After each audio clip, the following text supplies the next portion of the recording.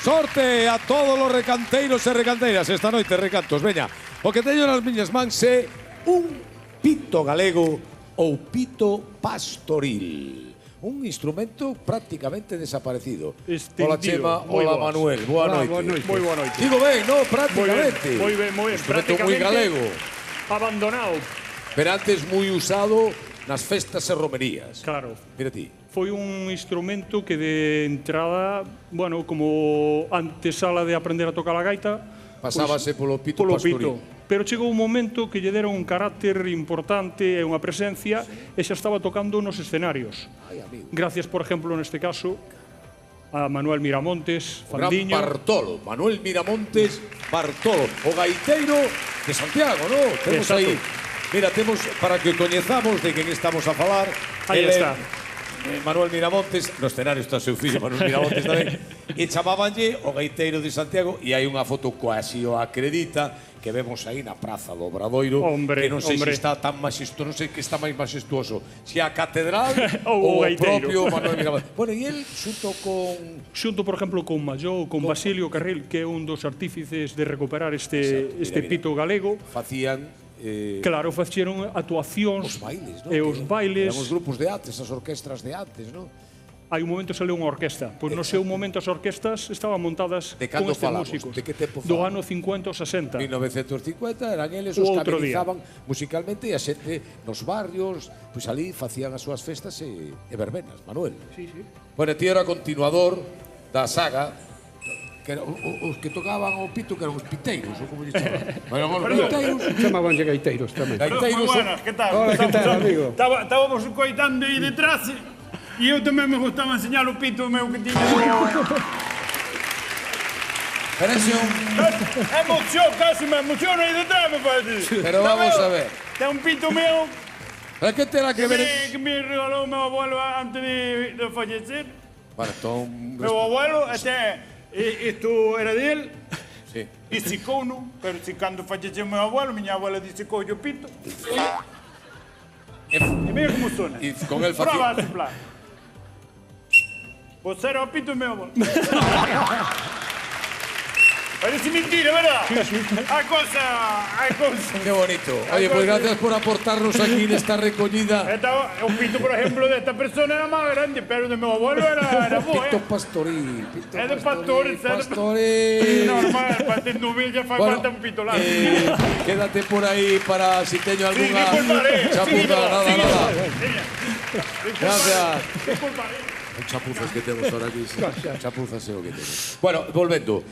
Vámonos escoitar, porque isto igual hai moito tempo que non se escoita ningunha festa, ni ningunha romería, ainda que Manuel e os compañeros da regionalista ahora van conseguir que soe. E traes un libro aquí para que a xente que queira afundar. Exactamente, un pouquiño aquí recolle un pouco a vida e a obra de Bartolo e digamos que tamén é dos últimos que pois fai unhas grabacións con pito pastoril e a idea era un pouco pois volver a situar un pouco este instrumento tan noso propio. Estupendo. Por que chamaban Bartolo a teu pai?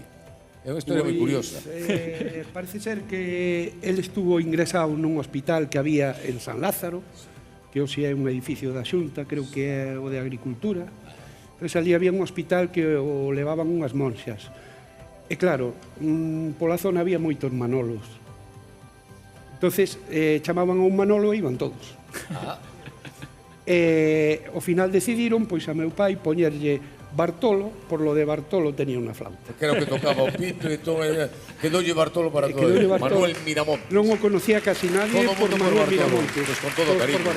Bueno, sería un placer que o fillo de Bartolo, de Manuel Miramontes, que todos os compañeros da regionalista nos interpretaran.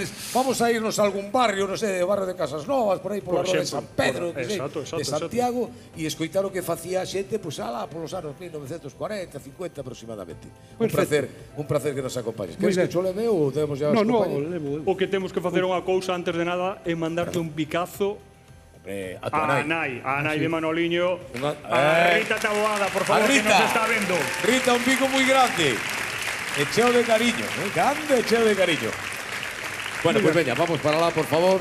Si sodes, hemos bailado, hombre, aí quedamos, moitísimas gracias. Un placer. Bueno, pues son a regionalista, vanos interpretar ese val das Casas Novas e imos escoitar fundamentalmente ese son xa perdido do Pito Pastoril galego.